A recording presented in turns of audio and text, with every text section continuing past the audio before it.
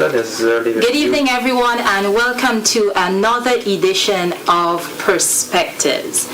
This evening, I have in studio with me Mr. Kian Jabour, who is the General Secretary of A New and United Guyana, also popularly known as ANUG, and also Mr. Bhagwandin, who is a financial analyst. I'm your host, Candacia Kendall-Lewis, and this evening we will be discussing the cost of living in Guyana. But before we get into the actual discussion, let me just be clear that we are not having a debate this evening. What we're having is an exchange of ideas. So we have two young, bright men who are in studio and willing to give us their perspective on the cost of living situation in Guyana. As we all know by now that the rising cost of living is not a Guyana issue, it's not a Caribbean issue, it is a global issue that is characterized by increase in prices for food as well as energy. Much has been said about the rising cost of living, and we're not going to rehash that. There have been many studies, there have been many statistics out there. What we're focusing this evening is on the human impact of the rising cost of living and attempting to answer questions that the ordinary man has out there. Why am I paying more for a specific item, for instance, and I'm getting less quantity of that item? So that's just an attempt to frame the discussion. So without further ado, thank you, gentlemen. Thank you for agreeing to come and to sit with me and to share your perspectives. And let's jump right into it. What do you think is driving the rising cost of living in Guyana? I'll start with Mr. Bhagwandin and I'll head to Kian. Okay, so thank you again for having me here once on your second program. Thank you. As you mentioned in the opening statement, you give a brief background to the rising cost of living. It's a global issue, but to launch into the answer, permit me to talk a little bit about the global context. This whole situation stemmed from the after effects of the COVID-19 pandemic. We had a global shutdown for virtually more than a year. Countries shut down, factories shut down, and so when we say there is supply chain disruptions, it means if factories are shut down and it takes time to produce a product from raw material stage, from the input all the way to the end product, the finished good, that process takes time. And so with the reopening of the global economy, you would recall different countries open at different stage. There were different phases. Right here in our case, Guyana we would have reopened our economy fully, and Trinidad, for example, didn't reopen their economy as yet till about a year later. So that is what explained the supply chain disruption. So supply, there's a shortage of supply created because remember, buying up goods, stocking up goods. So to put back goods on the shelf, that's how the cost went up, and then the shipping cost went up substantially as well. But what's driving it locally? So what's driving it locally? That is predominantly driving it locally, compounded by the war with Russia and Ukraine, geopolitical tensions there. But to explain it, to break it down further, the local context, Guyana is by and large a primary producing economy, and there are many reasons for that. The reasons for that is our economic development challenges. We have a huge, and these are common. I appear in many programs and I repeat these things. They become redundant by now. Infrastructure gap, human capital deficit, social deficit, and all of that. But why are we paying more for things that are being grown here? So I'm getting that. Not just grown here. I want the viewers to understand what are development challenges, because it is because of these challenges that we have. This is why we have to incur this cost. And the simple explanation to that is, if you look at our trade balance, our external trade with the rest of the world, import and export, we have a trade balance deficit, meaning most of the goods that we consume, when you go into the supermarket, 90% of the goods on the shelf, the product on the shelf, we import. So because we import most of the goods that we consume, we are affected by the rising input costs, production costs in the other places in the world that manufacture these products. And then there's a whole layer of cost that is added on by the time it gets here. Shipping, transportation, logistics, all of that. I don't want to cut you, but if you had to sum up, for the ordinary man, I'm going to the supermarket and I was spending, let's say, 20,000 or whatever on groceries. And when I look at what I'm getting now for the same amount of money, there's obviously something. I'm getting less and prices have skyrocketed. Can you explain all that you just said? Can you just give me a brief summary so that the ordinary man could understand why he or she is paying more? Because the cost has increased. Okay. The cost has gone up for all these different factors. You're now paying 10 times more, 5 times more. Input cost went up. So, but importantly with that as well, that's the simple explanation. Cost simply went up for all these different factors. Mm-hmm. So, for example, if you're paying $1,000 for a box of cereal, you're now paying $1,500. Exactly. The cost went up. These are the factors. These are the global factors. We can't control the cost because we didn't produce the input material that went into that product. So the most important question, the why is important, the why we understand, the why I think everybody understands the why now. The most important question is, what are we doing about it? Before we get there, let me give Kian a chance to respond. We're going to deal with what are we doing just now. Well, honestly, Joel is not wrong at all in what he's saying. Okay. I mean, I think our main issue that has led us here is that we're not producing enough. Okay. So when, as Joel said, which is absolutely correct, when 90% of our consumables are imported, the truth of the matter is we're dependent on the rest of the world and their situation. What Joel said is being done or needs to be done, I think that is where the conversation really comes in. Exactly. I will honestly say as well, though, that there is a certain amount of price gouging going on. There are people taking advantage of this situation. There's no question about that. Okay. And again, leading back to what should be done, there should be more regulation. We'll get into that later on. Other than that, we really have to sit down and determine where we're going from here and finding ourselves in a situation in which we are not dependent, which is, luckily for us, not the hardest thing in the world, being 700,000 people. So exactly. We'll get to that in a bit. All right, great. So you kind of preempted the next question. And that is the government doing enough to alleviate the burden of the rising cost of living on citizens? And before you answer that, I want us to look at what governments around the world have done to help. So I'm taking my information. There was an analysis done by The Guardian. And The Guardian looked at what some of the measures implemented. The Guardian. The UK. Okay, in the UK. Yes, okay. that one. Now every country got The Guardian. No, that one. That one. Right? So when we look at the Americas, the U.S. helped former students by canceling debts. So 10,000 of their outstanding student loans. When we looked at Brazil, when they actually looked at Brazil, so the Brazilian government cut fuel taxes and raised social welfare payments.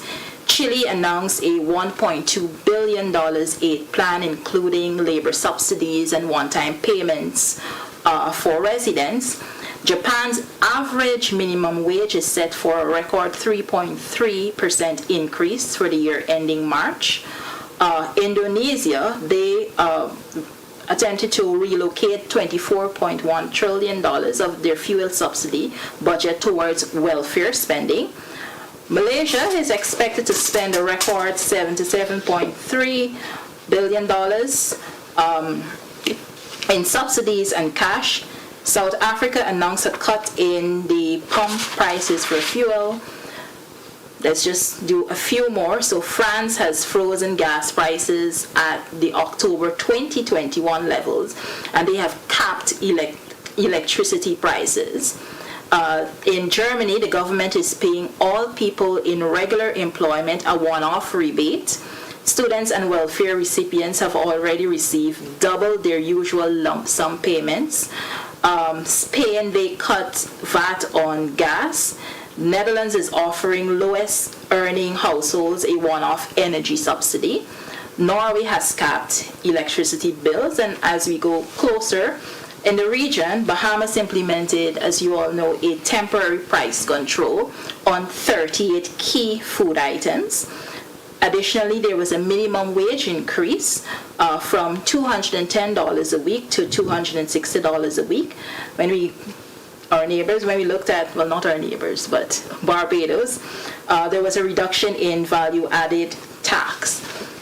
And in the Guyana context, we saw the removal of VAT on water and electricity. There were several cash grants given. There was the increase in the old age pension. There was the school and uniform grant, and because we care cash grant. And to the credit of the government of Guyana, there's been a massive drive in agriculture in order to prevent or alleviate rather food insecurity. Now, having said all of that, I'm going to reiterate the question. Has the government done enough? Are they doing enough? The first or Jabour? I'll take Kian first. Interestingly enough, I think the reason we have this program is because of the answer to that question. Right? I mean, if people weren't still asking the question, if people weren't still in the position of being in need, then this program wouldn't exist. Right? Okay. So, or at least this topic for that matter. Okay. So the real question, and I think the basis, and I think to understand this whole scenario with all the information that you've just given us, is understanding where you just listed off. Tons of 15, but more importantly, what I got from it was 15 first world countries. Okay? And we have to understand that Guyana is not particularly in their position. So to do one-on-one comparison. But how do you deal with somebody saying to you that Guyana is listed as the fastest growing economy? Well, that's where... how do you reconcile that? I more than appreciate that, because I guess that's what's on everyone's mind. Yes. It kind of goes from reading in the newspapers that we just touched $1 billion, right, $1 billion US in our natural resource fund account to, we've just gone up to $900 a pound. I mean, everybody kind of goes, I'm beginning to see a lot of money in the newspapers, but not really have a lot of money. Yes. And what we need to discuss here is, again, getting back to what I was saying, is our foundation, our starting point is where Guyana is in a very unique position. Okay. And when we say what needs to be done, I mean, we kind of have to break that down categorically. So you just brought in the fact that they dropped VAT on water and electricity. Yes. Those are two things, and thankfully they did that. Granted, I will tell you off the bat, it should have never been there to begin with. But the truth of the matter is, we've gotten to a point that, especially electricity, yes, obviously driven by the cost of fuel, that we are in a position, where we have inconsistent power, and we have some of the highest, most expensive rates of electricity kilowatt power in the world. Yes. So, what the government has to do with all the new earnings we have, again, fastest growing economy, bank accounts filling up, yes. is the fact of the matter is more needs to be done. Okay. All right. When it comes to subsidies, when it comes to tax reductions, okay, I brought this up on a conversation on this another program a little while back, that PAYE and VAT, I think, are the two starting points, okay, for us to deal with reductions. That immediately puts money back into our citizens' pockets. All right, that's the first one off the bat. Again, a lot of these measures, people may think, that will lead to long-term issues, but these are things that can be done even temporarily, right, while the world is going through this transition. There is there is obviously subsidies on fuel. We've watched, just recently, I think the government had put a subsidy on in which fuel price had been cut fairly significantly. Yes. I think everybody enjoyed and felt that. Yes, but I certainly. think something a little bit more up to date is us watching the prices starting to rise back up again. All right, I think all of us have realized that big headlines that has been reduced, but that only lasted 2 weeks. For a while. All right, and now we're kind of back to square one. So the temporary relief is appreciated, but again, for 700,000 people in a country that we've been a third world country for all our lives with gold, bauxite, timber, sugar, rice, the list can go on and on and on and on, sand, blah, blah, blah. The fact of the matter is we've never been a poor nation, right? As I'm sure all Guyanese can attest to. And the reality is, all we can really boil any of our issues back down to is mismanagement, right? The truth of the matter is we're stuck in a position here of a country that has crazy amount of wealth now, but has always theoretically had crazy amount of wealth. Well, more than theoretically, practically. But the truth of the matter is, what we do now and what the government has to look into is figuring out a way that when we talk about GDP and fastest growing country, that it happens in an equitable manner. That it happens for all Guyanese. What we're finding right now, unfortunately in Guyana, and this is, again, personal analysis and reading, the financial reports that are coming out from different organizations, is that gap in the wealthy and the poor inequality gap is shifting, and because that inequality gap is shifting, you're getting wonderful headlines of the country growing, but then you have a large part of the population that is really ending up quite stagnant. And I think that's part of it. Let's talk about public servants, for example. No, let's go there. Let's go there just yet. Because I want us to get back to the inequality gap. So you've touched on a lot of things that needs unpacking contextually. So let me just answer the question pointedly and in a focused manner, right? And then permit me to react to some of the things that Jabour mentioned in context, cognizant of the viewers that are listening to this program. You open the question by saying, with the global context, the global comparison. Yes. And I'm glad you did that, because while it's like comparing, as you rightly pointed out, apples and oranges, first world with a now emerging economy. I wouldn't say third world. Third world is a derogatory term.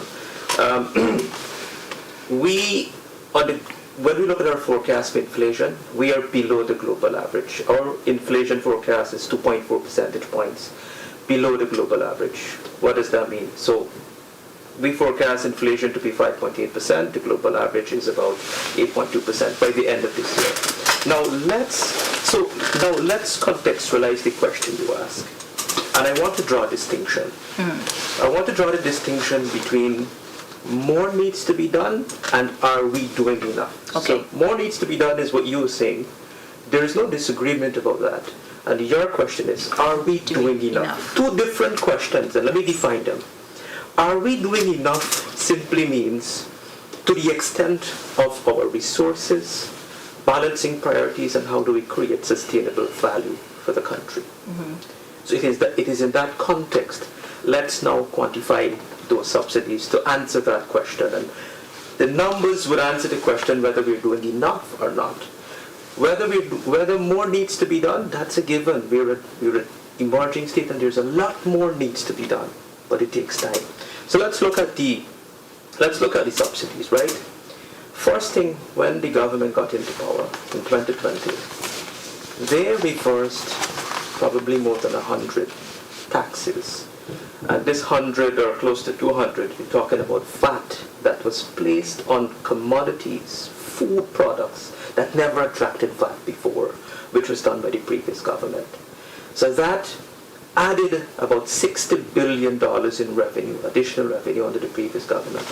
This incumbent government reversed that, right? So it means they would have foregone about $60 billion in annual revenue. So that's the first thing. The second thing is there was gradual reduction in the excise tax on fuel imports, right? The fuel import tax was at 50%. Now, let me explain this tax a bit. The fuel import tax, excise tax of 50% was really designed to be a built-in stabilizer tax. What do I mean by that? So fuel is a volatile commodity, meaning prices go up and down based on global market conditions, right?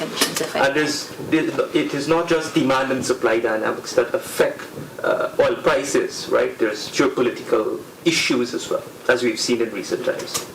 So what this government did in the previous term in office, pre-2015, when the prices go up, you lower that tax. And by doing that, you stabilize the price locally, right? Previous government never did that. Prices went up and they never lowered that tax. Never, right? So now with this compounded situation, the government went down from 50 to 30 to 20 to 10 to 0%. That is close to $30 billion in foregone revenue by removing that tax from 50% to 0%. At a point you can't go below zero, right? And then recently they did a further intervention by using the state-owned oil company, by further implementing a further reduction in prices, which also helped to further stabilize prices. That is another $7 billion. The low-income housing, the ability for low-income earners to be able to afford housing, which is an asset, which the value increases, appreciate, and then they could monetize that value, they could borrow against that value to enhance their lifestyle. The government, in order to broker, so a lot of people don't understand this, but there is a cost for that low-income program, where for it to become affordable, the banks are offering a concessionary interest rate, below the average interest rate. You know how that was possible? Not because the banks were told to lower their interest rate. The government had to do something, and what they did, they had to waive the corporate taxes that was applied to the interest earned on low-income mortgages. And that is what allowed the banks to lower the rates. So they have an incentive. So that incentive is a cost in the form of a foregone revenue by waiving that corporate tax. That's another $3 or $6 billion. The increase in tax threshold, right? The increase in tax threshold is at another $4 billion. GPL, our electricity rates haven't gone up. Our electricity bill didn't increase, our water bills didn't increase. That is also a cost that the government absorbed. Our fuel import bill, before this increased level of oil prices above $100 and over, when prices were about average $50 and $60, our fuel import bill stood at $500. Well, no, let me finish. I'll give you the Let me finish. No. I want to ask. If you don't allow me to finish. No, I'm allowing you. Yeah. I'm allowing you.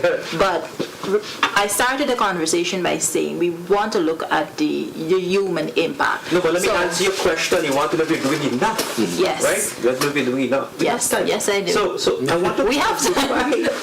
I want to look at it from a specific perspective. Go ahead. The cost of not increasing electricity rates. Fuel import bill went up from 500 million to 823 million. That's 323 million US. That's an increase of about just over 60%, right?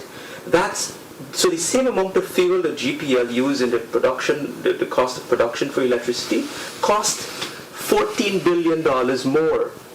The government then added on to the consumer, so that's another cost. Electricity, same for GWI. The part-time jobs, we can't leave out the part-time jobs. The part-time jobs, it's another $2 to $3 billion a year. I think it's about 11,000 persons are benefiting from that part-time jobs across the country. Then you have the education grants that you mentioned earlier, the targeted cash grants to the school children and all the other targeted, which we know well. That's another $15 billion. So in total, the total measures annually, right? For 2 years and 2 years plus, it's about $139 billion. Cumulatively, from 2020 to now, and I want to say this contextually because there is a narrative that we have $1 billion, not referring to you, Jabour. We have $1 billion in the oil fund, and we have all these resources and so forth, and we need to do more. We need to give people more money. But guess what? The amount of money that we've accumulated from the inception up to July 2022 in the Natural Resource Fund from royalty and profit oil amounted to $236.6 billion. All these measures that I just quantified for you, right? You add it up for the 2 years, you know how much it amounted to? $271 billion. That is 114% equivalent of the money we have in the oil resources. So in other words, it means the cost in terms of foregone revenue for the state to the treasury, as well as the cost of other programs, cost of living intervention, collectively, holistically, it's more than the money that we have earned so far from oil.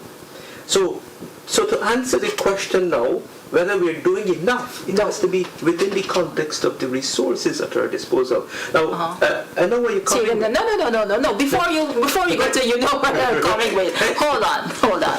So you said a lot. That was a mouthful. What I want you to make clear for the ordinary guy playing history. So let's say there's somebody who is not going or paying attention to all the numbers and all the things that you just said in that way. So let's put it, like I said, from the ordinary man's perspective. All of what you just said, explain to me. So let me give you a scenario. I'm a young Guyanese, I'm working. The cost of living is going up. I'm also hearing in the news, I'm reading in the newspapers that there's massive development and all the things that he just mentioned.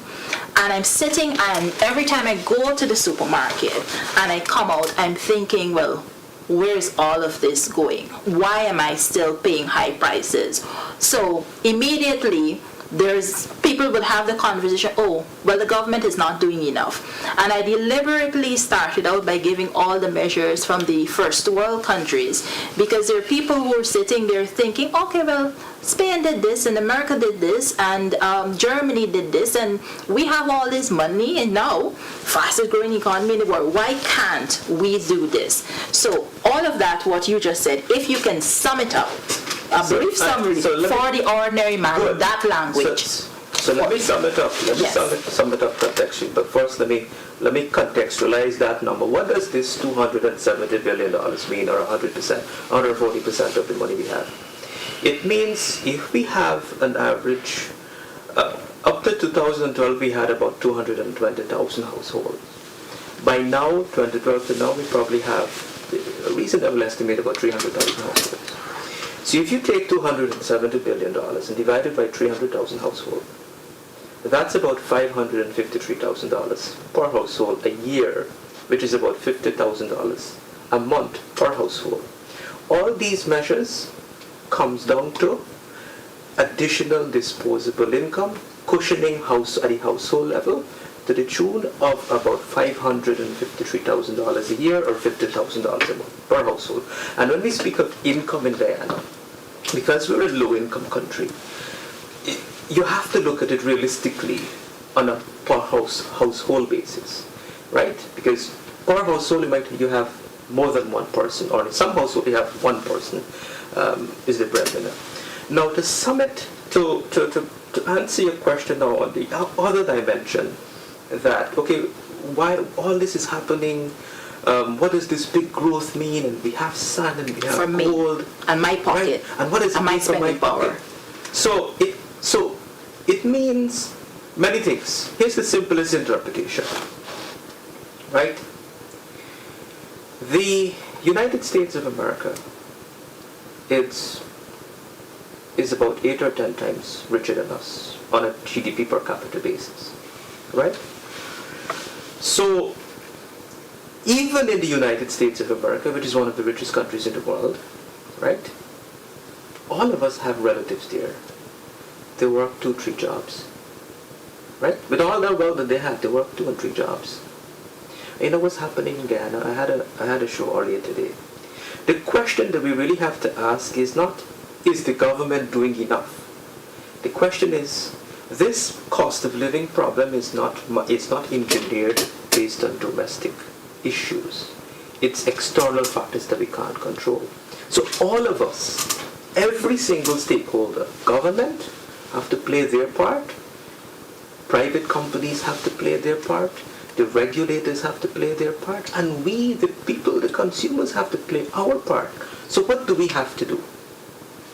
How do we cushion the effects? So government is doing this. I'm going to give you a grassroots example in 5 seconds. We have to let seconds. Kian. Right? No, I'm going to give you a grassroots example.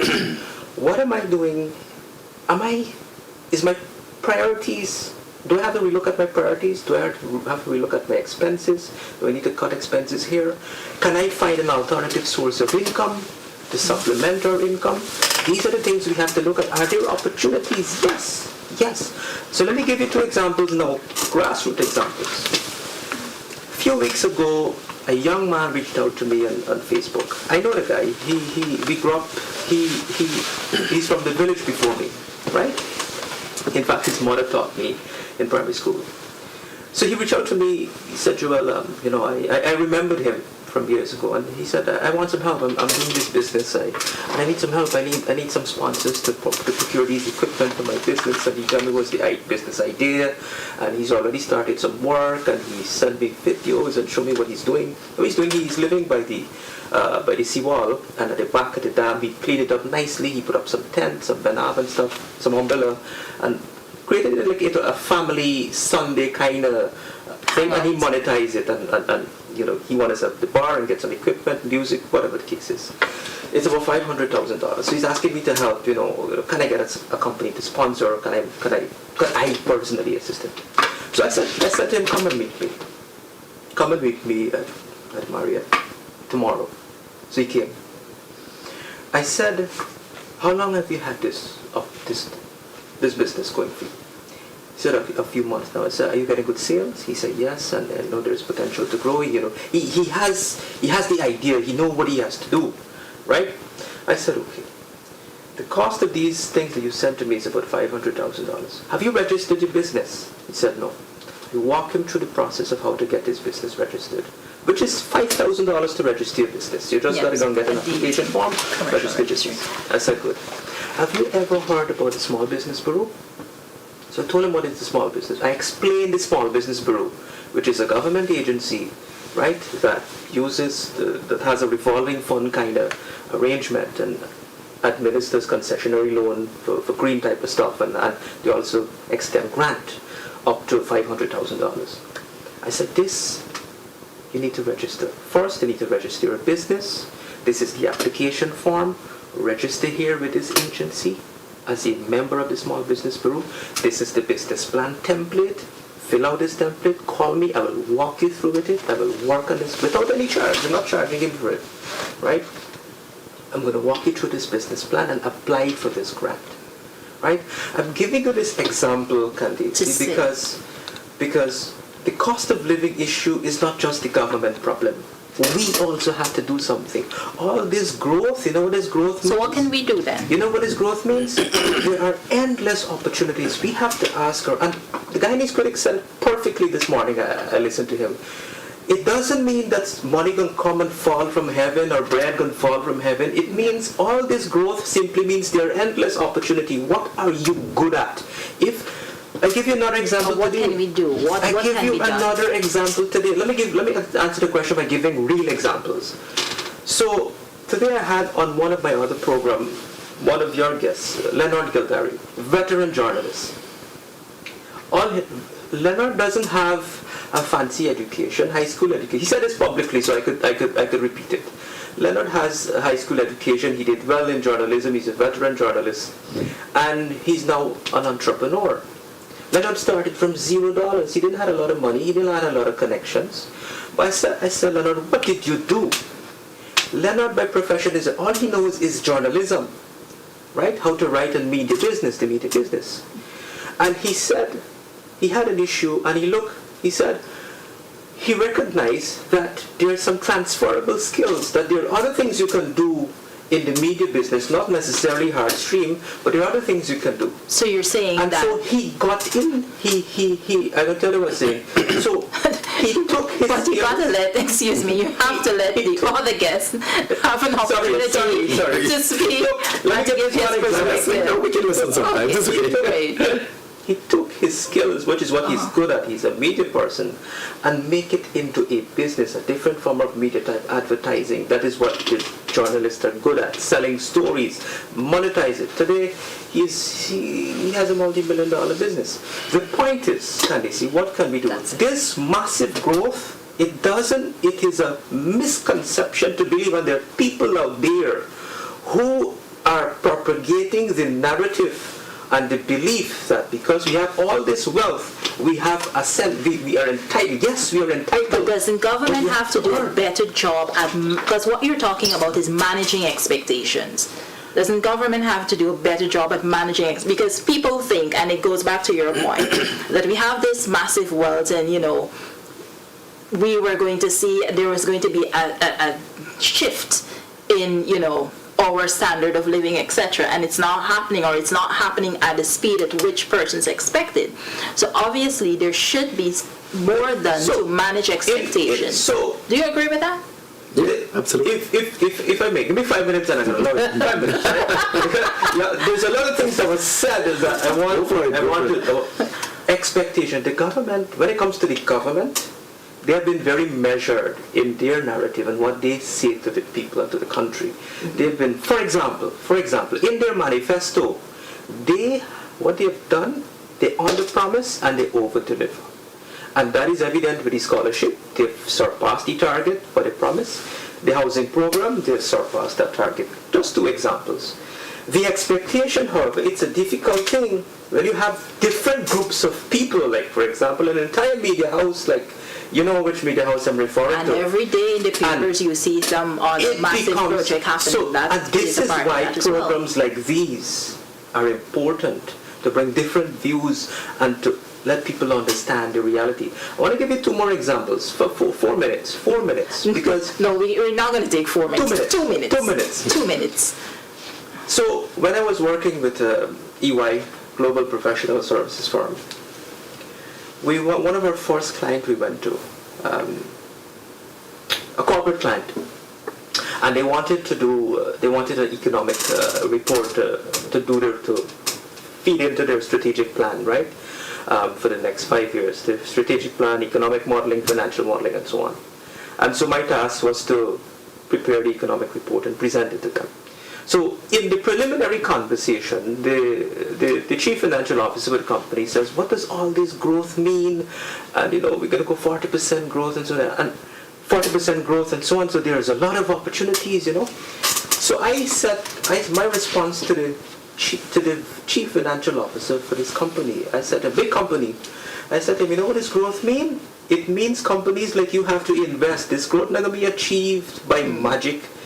GDP is measured by spending in the economy, investments, government spending, household spending. So this growth, yes, this is going to happen, but you have to make it happen. You have to make this investment, and which is the purpose of the exercise. So this growth means, Jabour talks about the sand and the gold and so on. That we've had. Yes, we have all these rich resources, but here's what, there is a cost to monetize it, and there is risks involved. If Exxon pack up tomorrow and stop exploring, the $11 billion reserve that we have out there, it left right and we can't monetize it, we can't get it. So yes, when we speak of this natural resource wealth, there's a cost to monetize it. You have to get companies to come and invest it and develop it, and they have to look at all of that, what you're saying. That is what it means. But at the end of the day, somebody wants to know, how am I going to benefit personally? So what are you? So let me demonstrate. No, that's what I'm saying. So let me demonstrate here. What are you good at? What are you good at? Several things, and I've been able to monetize it. And how have you done that? Doing the research, I've put in the effort. There are cases where I needed to study and all of that, certify myself. I've done all of that. I've done the work. So what you're saying there, you invested in yourself. Absolutely. You paid attention to what is happening. Yeah. You studied the market. you sharpen whatever tools you have, whatever is your skill, whatever is your capability, and you implement that plan and you monetize it. But fine, but not everybody is like me or you or Kian. Some people need to be guided. That is the answer to the question. That is why every opportunity, every problem in society is an opportunity, even an opportunity to monetize it. I am not here to market what I do, my private company, but I do that. My company my main focus is to help small businesses to grow. You have the big problem with small businesses, right, is access to financing. And there are several challenges. You know why? Because they can't do a proper feasibility study, they can't do a proper business plan. That is an opportunity to monetize that. I could help them to do that. I could help them to build. Exactly. I mean, forgive me for doing this, but you forced me to give this example. I really shouldn't be doing it, right? But that is what you have to do. There is an opportunity. Every problem is an opportunity to solve it and to monetize it an in opportunity the process. And it comes back to the level. It comes back to education. Yeah. Right. We have to invest more resources in education, educating our people. The scholarship program is fantastic. Free, if the government achieve that, I think they will. Free tertiary education, affordability and accessibility, all those are part of the initiative and the strategy to address those issues and problems. And we can have a whole other discussion on all of the things that you just mentioned there. It can take up another program. But what are this is a topical issue, and many persons have presented various solutions to mitigate the rising cost of living. What are some of the solutions that you think, or some of the things that you think can help? And I'll start with Kian because you took up a lot of time there. What are some of the solutions? What can be done? All right. Long-term, short-term. Permit me for a second here.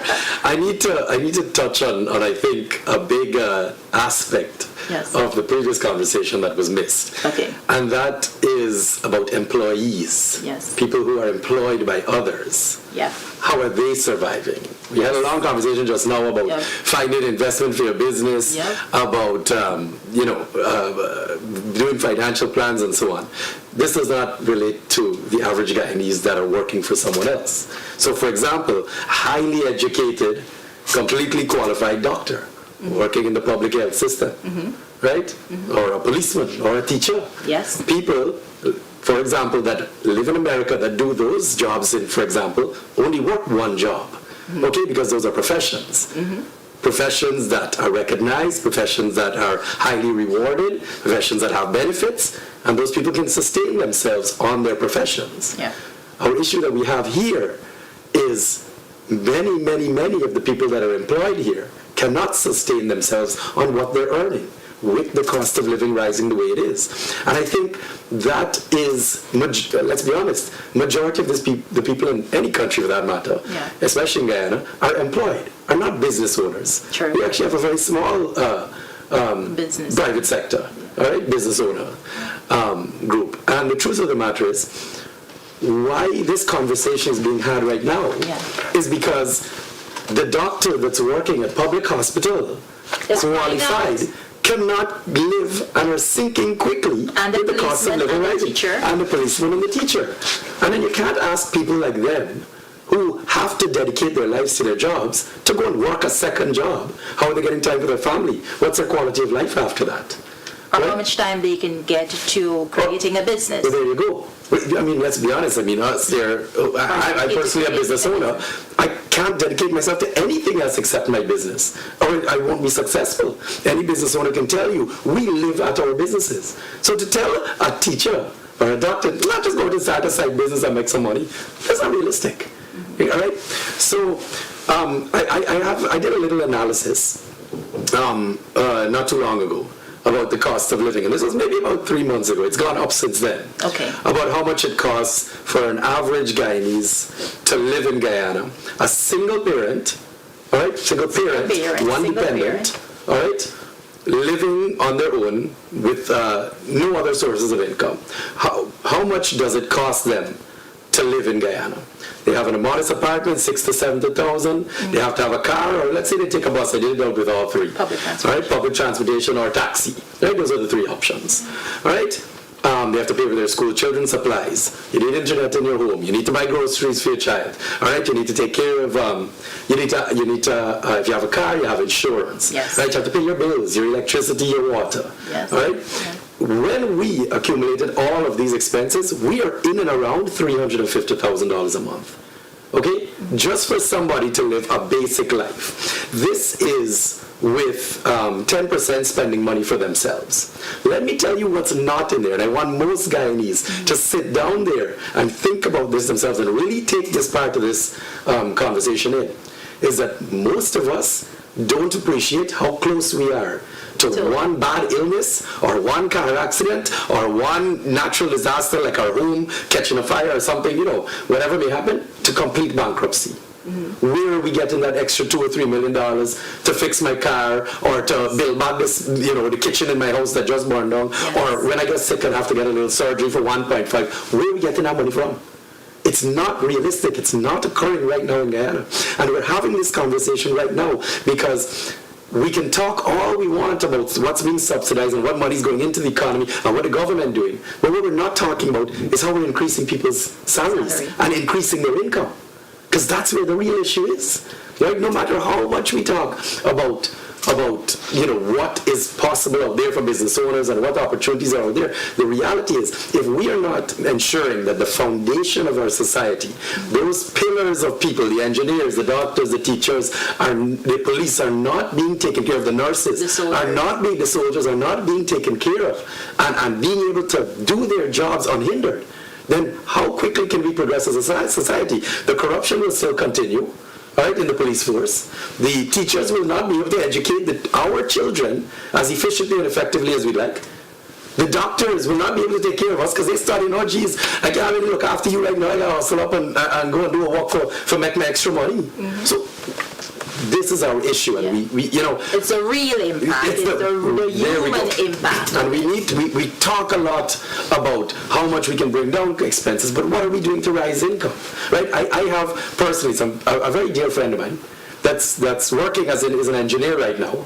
All right, working with an oil company. Mm-hmm. She's earning in and about $400,000 a month, single, even living at home. Mm-hmm. Let's be honest with you. I just came back from the States, just got back. You think that any engineer in this country could have the standard of life that the engineer in the States live in? It's impossible, all right? And this is what we have to start understanding and developing. We talk about education, sharpening your skills, etc. Are you being rewarded after that's done? All right? Because, and it's interesting because we look and we depend on the private sector a lot. Mm-hmm. But when you look at the states, because that's the example we're using here, right? The truth of the matter is, those people work for the government, and are very, very happy. The benefits that they're getting, the retirement plans that they have, the packages for their children and education, etc. All the facilities that are in place to benefit them. We don't have that here, and that's what we need to start focusing on. And you touched on an interesting point, which is the reward. So we can say government cannot fix all the problems. But what happens when you dedicate yourself and you decided that, listen, I'm going to study and I'm going to do X, Y, and Z to raise my standard of living, only to not be able to make ends meet after having a bachelor's degree or a master's degree? What do you tell those people? So, first of all, we're all in the same boat. We have to understand. But everybody may not understand the intricacies of the economy and how the economy works. But let me explain a couple of things. First thing, Jabour, you mentioned that teachers do, on a lighter note, teachers do have other income, lessons and so on, and doctors do have other income. They work in the private hospitals and so on. But should that be so? But that's a different matter. You ask a teacher to go after the hours to work more to make more money after they just work a whole day. The question is not that one is asking them to do so. In fact, some of their contracts don't allow them to do it. Absolutely. But let's speak to the reality. Right? this country came from bankruptcy. You talk about the employees are equally important, right? But the employees do not exist in isolation from the businesses. The businesses are the employers. And they're the one, when you speak of better salaries, you're speaking to the employers who are the business owners, and in terms of public sector, the state, for paying better wages. The question is, are the companies, our employees paying a wage or paying the level of wage that they could comfortably afford while having enough money to cater for their expenses, their overhead, and reinvest? The financial, in prudential financial management, there is a benchmark of how much of your revenue. You could only pay based on how much revenue you're making, right? You can't pay more than what you don't make, correct? You agree with that, right, in principle? So as a rule of thumb, right, universally, wages should be between 15 to 30% of your gross revenue for companies. If you look at, there are a few public companies, and you look at their total employment costs, it's on the higher end. It's about 30% of their gross revenue. If you look at the public sector, right, the wages and salaries, total employment costs is 30% of government revenue, right? So how could we improve that? Because realistically, you think the government don't want to pay better wages? You think companies don't want to pay better wages? Companies having problem right That now. can be debated, local, yeah, it can be debated. But local companies, it is debatable, but hear this fact. Local companies, even though they probably could afford to pay more, but don't want to pay more, now they're forced to pay more. You know why? Because you just gave an example. The foreign companies, the oil companies, the tier 1 subcontractors, and so on, all the big names, we have a handful of skilled labor force, right? And so demand and supply kicks in. You know what those companies are doing? They're doubling, they're tripling, they're quadrupling salaries. So the local companies now are left at mercy. They have to invest. How do they retain these people? So they have to import people, so they cost. So the labor market will fix itself in due course, as well as government also has to look at in the medium term at immigration policy to fill the gap until we bring up our people. But while Right. you're saying the labor market will fix itself in due course, there's somebody there saying, I have immediate needs, and how long do I have to wait before my needs are met, before I can actually feed my family and to be comfortable? Yeah, but all of us have immediate needs. All of us have immediate needs. All of us came from struggle. You know, the richest man in this country came from poverty as well, right? So that is a reality. Equally, the reality is companies could only pay what they could afford to pay.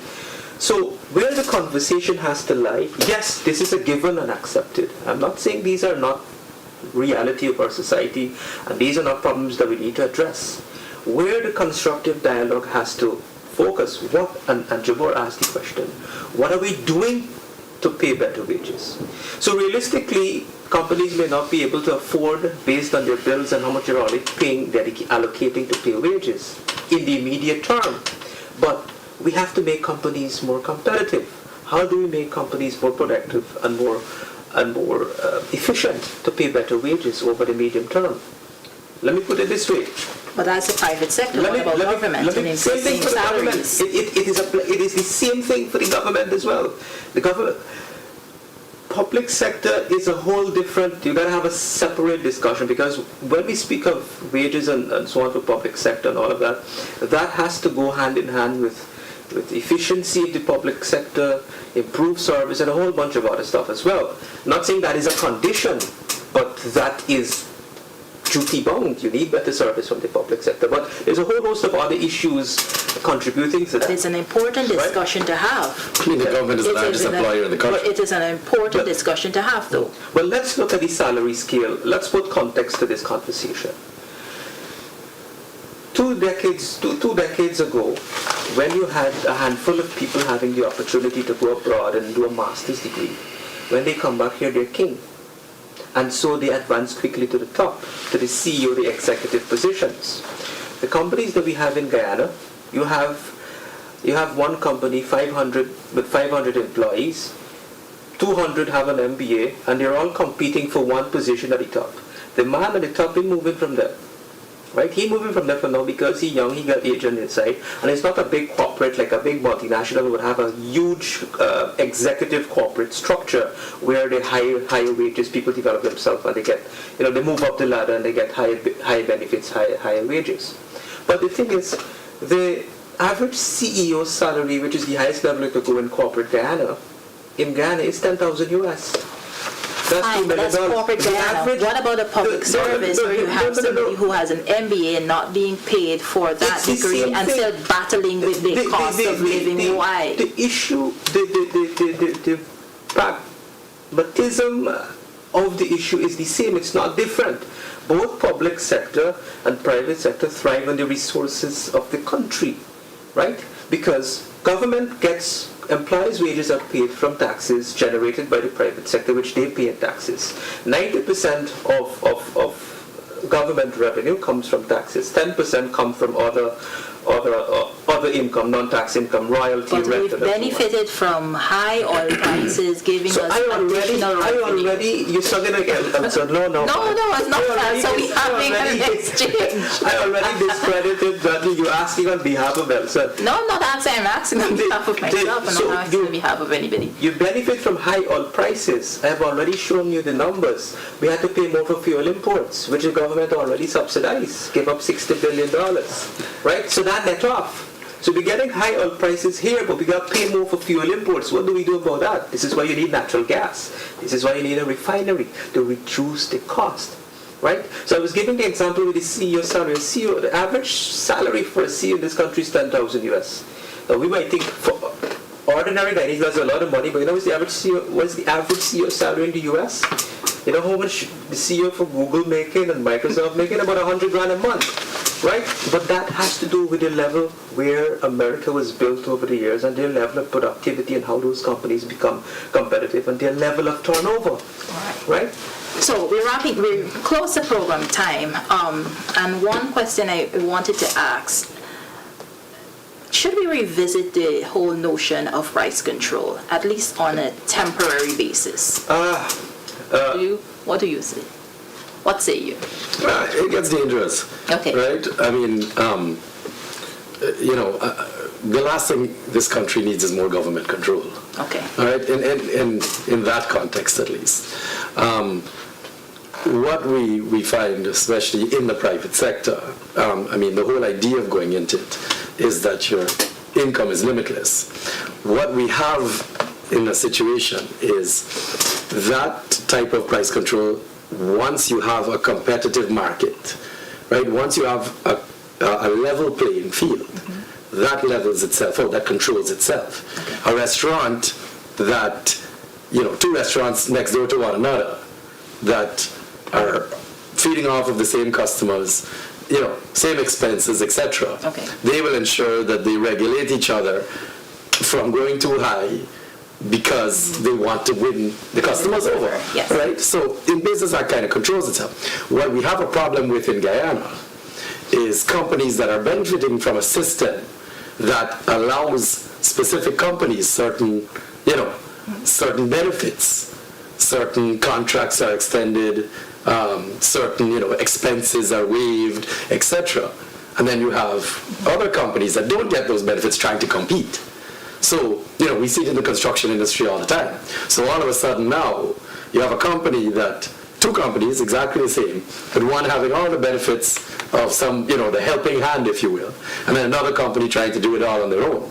And when those two companies compete, then you sit down here and you say, well, this company is gaining all of these benefits, but you can't raise your price to try and compete, to make more income to grow. Interesting. So that so you're kind of left at a loss there, right? You've now ended up in handcuffs. You kind of ended up controlled. So price controlling becomes very dangerous. Okay, and in an economy that is completely unregulated, it don't start with price control. All right, there's so much more that needs to be looked at within before you start dealing with, the external issues. Okay. Right? Respond. Yeah, so Jabour is absolutely correct. I will go further to give the specific. I don't know if you refer to a specific company or group of companies, but I will give you a specific example. That situation is real and true in respect to the oil and gas sector.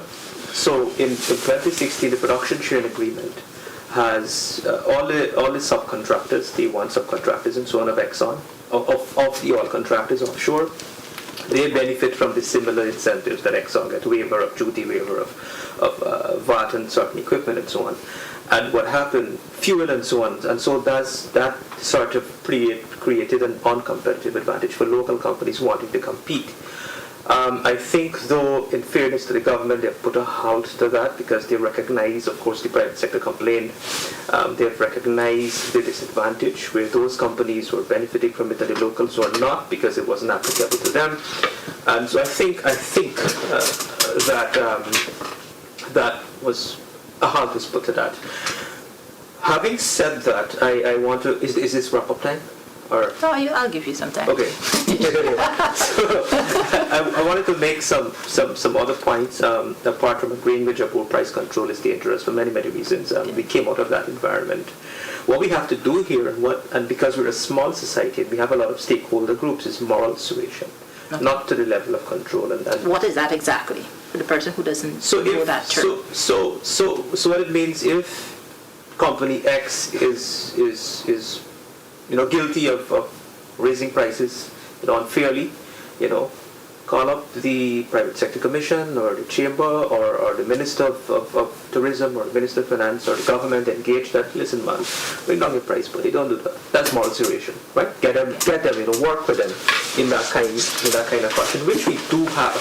But the authorities can't know unless these things are brought to their attention, right? So I just want to say that in fairness to the government. But I wanted to make the point too that to address all these are real issues that have to be addressed. It will take time and commitment. Political stability is important. Investors' confidence is important. Many things we have to address to deal and to uplift the standard of living of the country and its people. It's a lot of hard work. All the projects are important to achieving that: cheaper energy, natural gas, hydropower, bridge across the Jabour River. In fact, I love to use the bridge example. How could this new Foreland bridge that I don't have to worry would close for 2-3 hours a day for ships to pass contribute to making my life better? So that bridge, first of all, was supposed to have been built since 10 years ago, right? It was not, because it was stymied back then. We had a minority government. The opposition then controlled the National Assembly and blocked many government projects, including the Amila project, including the bridge. Fortunately, it's being built today, 10 years later. But what did that cost us? So you told me your next topic. I don't want to reveal it, but your next topic, we can go into more discussions like these. But let me give you this one. On the West Region 3, right, between Region 3 and Region 4, more than half of the population is concentrated. Right? You have about 100,000 people living in Region 3. And you've seen the impact of that when the bridge went down, how the road was super clear. Right? Imagine you commuting to work with the bridge situation. I don't know if you're familiar, but people who live on that side would know. You spending about 2 hours in the morning commuting in traffic, 2-3 hours. Let's say 2, conservative. And another 2 in the afternoon. That is 4 hours. Loss of productive hours, loss of time per day. Multiply 4 hours by, let's say, 260 days a year by 10 years, right? Per capita income is 9,000 US. That works out to about $800 an hour, $800 $4 US, $800 an hour. If you take $800 an hour and multiply it by the number of hours lost per person, it amounts to about $8 million a year per person. Multiply that by 100,000 people, it's a few billion. Lost of productivity, where those people could take that time and do something to improve themselves. And relate all of that back to the cost of living. Well, I've lost 8.3 million times 10 years. in productivity, that's an opportunity cost. If we had the bridge, I would have been $8 million richer by now, or $80 million richer today. Who would have been? The average person living on the West Bank having to use the bridge. That's a tricky. That's interesting. So you're a businessman. If you're in consulting business, and any business, not just consulting business, you're paid on an hourly rate. But for you to do this comparison, you then need to convince me that Guyanese and Georgetown are $8 million richer than Guyanese over the river. Yeah. No. Yes. You have the country is connected. You're talking about movement of goods. You're talking about farmers, farm to market, access to market. You have people in the West Bank coming to Georgetown to sell. You have people on this side also have connection in the West. The context of what I'm saying is not a precise argument to say, but just to give an example of what it means, right? It doesn't have to be precise, or it doesn't have to be accurate. What I'm saying contextually, if I make $800 an hour, I have lost 4 hours, 260 by 4 hours a year that I could have used. I can't get that back. That I could have monetized to do something else, do some studies, invest in another business, or do something else. Right. So that is what it means practically. Right? Okay. We've gone over program time, but I just wanted to close with a final question. How do you deal with or respond to the argument that we don't have 1 million people in this country, and as a result of that, things should be better for the average man, that we should be able to, given our newfound oil wealth and all that, we should be able to afford and have a good standard of living. And I'm asking that question because that's the thing that people often throw out there, right? We don't have 1 million people. Why can't we do better? How do you respond to that? I'll start with you. You have 1 minute, and then... let Jabour go. Go. You see, that people simplify things to suit a certain narrative, right? Just like how I give a simple example, right? It is not based on any level of accuracy, but it is a practical example. If I'm losing 4 hours a day, right, that means something to me that I could monetize and times it by 10 years and times it by 100,000 people. That is a practical example of productivity. That is loss of productive man hours of the country, not just the people on the West Bank, for the country. Because those people, they work with companies here. So a loss for them is a loss of productive hours for companies, right? That is how productivity is measured. But you will answer the question. So what it means I'm giving you realistic people. That same narrative, we have 1 million people. These people should have been. We don't have 1 billion people. We have probably close to 1,800,000 people. But we have all this wealth. We have 11 billion. If you listen to that, now this is what he's saying. We have $11 billion. We should stop work, and the government should mind everybody, right? But the reality is, it took 20 years to first develop that resource. It took 20 years to develop that $11 billion resource. It took another 30 billion US, which we don't have, to monetize it, to undertake the risk. So if it took 20 years to first find the resource, it takes another 20 years to develop and to produce the resource. How on earth are we going to make 500,000 people rich overnight when it took so long to develop?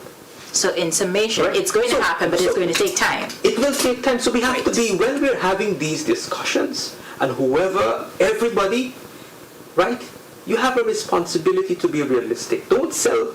People love to sell dreams. People love to sell stories and fantasies, but you have to be real. Yeah, but that's why it has to be addressed, because a lot of people, which I'm addressing, going around here, saying it a lot, and then people believe it. Yeah. Right? So. And I can tell you the story how we got Exxon here. That's another. No, that's another story. We're going to deal with that another conversation. Kian, wrapping up. I will always, as a businessman myself, I've been in Guyana I grew up my whole life in Guyana. It really boils back down to political instability. Right? The truth of the matter is, as we stand here right now, as we said multiple times in this conversation, that Guyana has never been poor. Right? We know that. Yeah. All right? And when we argue that we're not seeing the development that we should see with oil now, we have the same argument that we didn't see the development that we should have seen when we had, when we were focusing on those other resources. So what I will always, stand for is accountability. And only until our governments are held accountable will we be able to see this consistent growth. And that's the truth of what's happening. We can go around and have a whole conversation again of why public servants aren't paid more, why salaries aren't what they should be, why more subsidies aren't coming out, and then we could have a whole discussion on where money shouldn't be going, like Gaisuko, you know what I mean, or how much billions of dollars on cricket. I mean, all of this money, yet people, being spent, yet people's salaries aren't rising. Yet we're having this conversation because people are still suffering in this country. So the truth of the matter is, until we can sit down and we have people like Joel as a financial analyst, all right, that can sit down and audit those books and say, well, show me where the money is, show me where it was spent, and show me why we're not growing at the rate everybody thinks we should. Then we're going to always end up back here in square one. I mean, we continue to talk about our resources and how much money we're earning and how rich Guyana is, but it's the same conversation we've always had. It's just like, I don't know, it didn't change. So the truth of the matter is, again, come 2025, the conversation obviously looks like it's going to be the same. Oh, don't worry, it's going to happen after. It's going to come up again soon. Hold on. And they just keep selling you hope. Hold on more, hold on more. How long are we holding on? How long are we hold on for? It's been 50 years of two parties running this country with zero accountability. And we see where we have in this conversation now, 56 years later. The same conversation. Go back into the history, the same conversation they were having 20, 30, 10 years ago. We're in a rut. So you got to qualify some of them things you say. No, I'm not going to expand on it. I just troubling you. Yeah.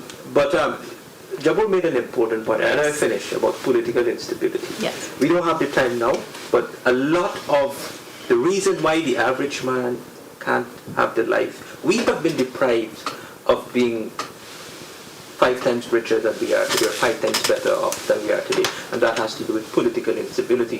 Jabour gave a different dimension of it, but there is a bigger, more impactful dimension which people have to appreciate and understand. Political instability. I don't want to get into the details. Let's stop here now. Let's stop with that, and let's have a special edition to get into that discussion, and then people will understand. We to understand where we are today and where we're going, we have to know our history and appreciate our history. And when you appreciate your history, you'll appreciate what you have now. Yeah. But one of the reasons why this conversation is important is because we need to address some of the fears that people are having and some of the concerns that they're having. Like we've been saying over and over in the conversation, that when we see all the terms and the rapid development, at the end of the day, everyone wants to know, how am I going to benefit? How am I going to benefit? How is my family's life going to change? How is that going to positively impact my family and my life as a citizen of this country? So an hour can in no way, or just over an hour, can in no way do justice to this conversation. There are many nuances and many other issues to address. But thank you very much, gentlemen, for coming and sitting with me and having or starting the conversation. It's a conversation that we have to have again and expand it and to look at it from different angles. But I'm happy that you were able to give your perspective and that Joel, you were able to give your perspective. So thank you everyone for watching. Good night. But I don't know, I didn't even look at the time. That was good. That was yeah, absolutely. Oh, no, right. They were still